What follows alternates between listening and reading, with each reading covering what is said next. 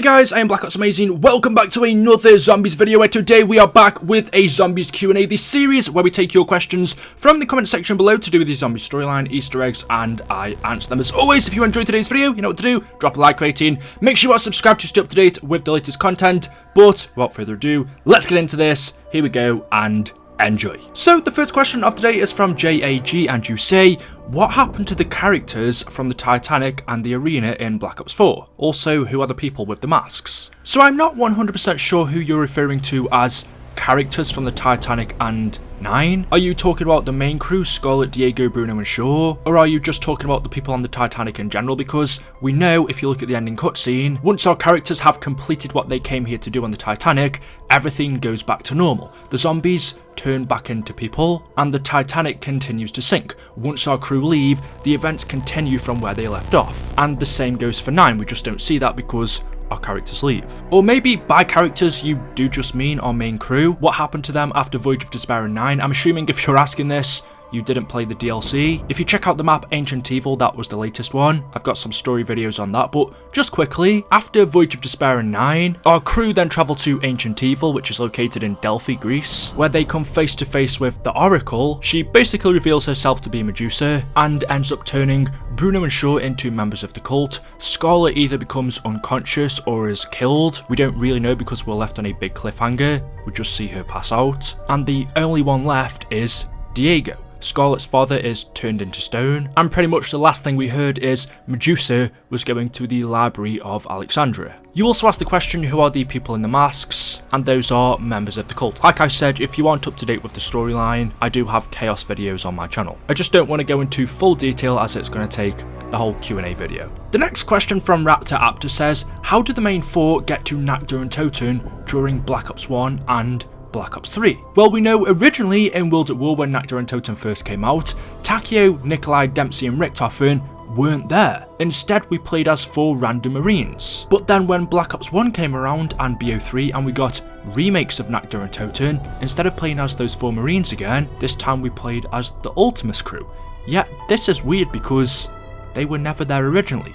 What purpose would Richtofen, Takeo, Nikolai and Dempsey have had to have gone to Nakda and Toten? They had no reason to go there, yet in BO1 and BO3, when we get a remake of this map, we play as them. In terms of story, if you look in the Canorium, this event never happened, it isn't mentioned. And that also goes for other remakes as well. We played as them in BO3's version of Erupt. They were never there in the original of that one. Well, I guess you could say Dempsey was, but he was with other Marines, and Richtofen did work here occasionally. But all of the characters working together, that never happened in Erupt. So what's going on? Well, there's a radio that you can find in the BO3 version of Nacht. It is from Dr. Monty, and he brings this up as well. Nacht der Untoten.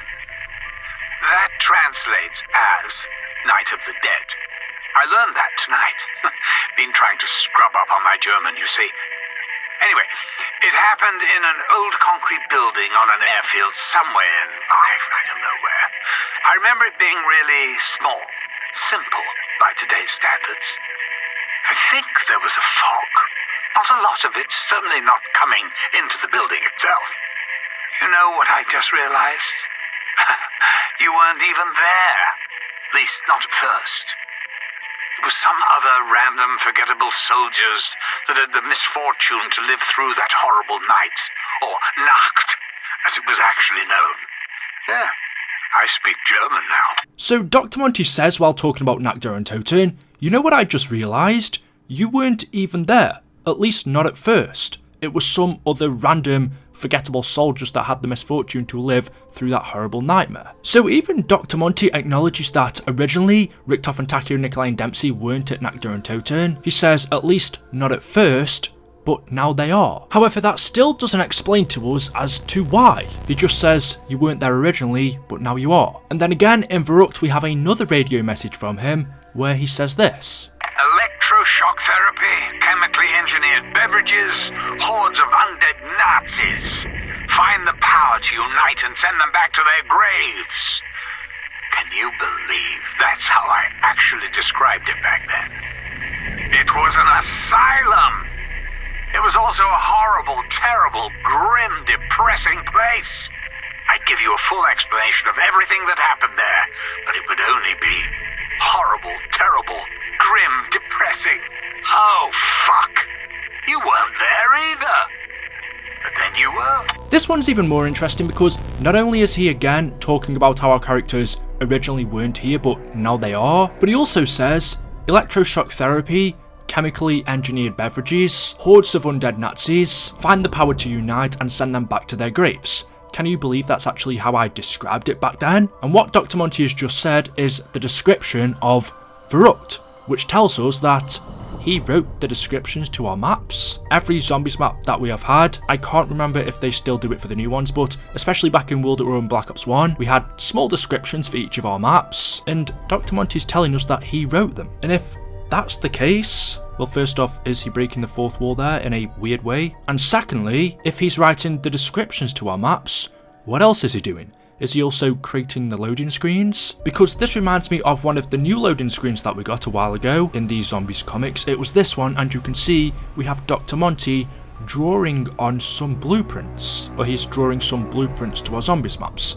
Was it him that created the loading screens? The old comic book styles that we saw back in the day? Did Monty create the comic books? But getting back to your main question, why are our characters in maps like Nacht and Verrucht when they weren't here originally? Well, it seems like these remastered maps are in fractured universes. Just like other remakes, Ascension, Kino der Toten, Moon, we see slight changes in these maps compared to the originals. We have new objects that weren't there originally. In the remasters we also have Monty's Gobblegum machine, these new radios. So it isn't just Nacht and Verrucht that are different, it is all of the other remakes as well. And the only thing that I can put it down to is them being set in fractured universes. Things are slightly shifted, things are slightly different to the original timeline. These are not part of the original timeline, these are fractures. I suppose that still doesn't 100% explain why the characters are here now, how or why they end up at Nacht. Shouldn't they still have had a reason to have gone there unless they just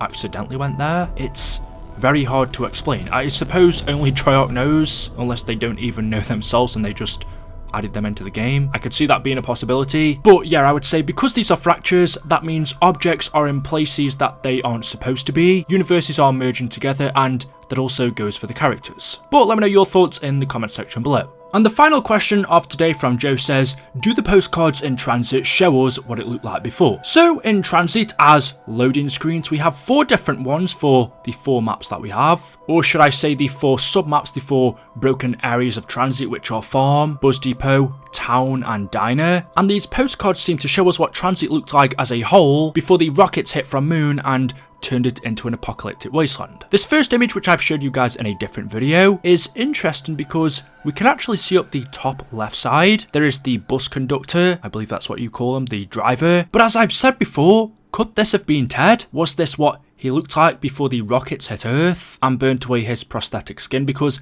we know underneath Ted is a robot, but on the outside he was intended to look like a real person, and since we know he's a bus driver, this person's a bus driver, could this have been what Ted would have looked like, or at least similar to this? But anyway, this was Bus Depot before the explosion. What's cool about this one is the fact that in the background, it seems like we can see the explosion just going off. There are flames just behind the bus, so either that's one tuned out bus, or the rockets have just hit Earth and the flames are about to devour and destroy the area. The second postcard is of Town, which looks totally different to how it is now. There's no cracks in the ground, lava everywhere, but we can see the town is completely populated. There are cars on the street. We have the church in the background. It looks nothing like how it does now. And imagine how cool it would be if we had remakes of all these 4 maps. However, we played them in this state before the explosion. I don't think it's something Treyarch would ever do, but if we saw custom maps like this, that would definitely be something I'd be interested in.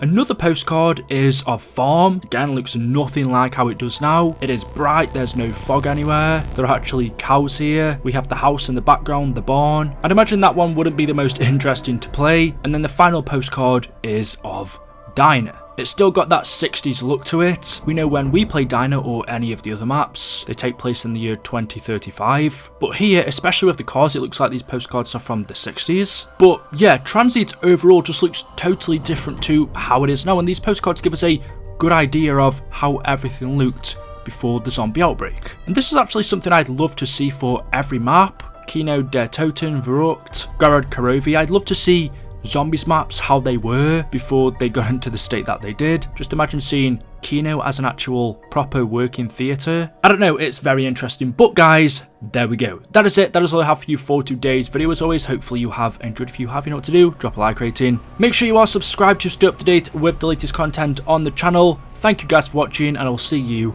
in the next video. Until then, goodbye.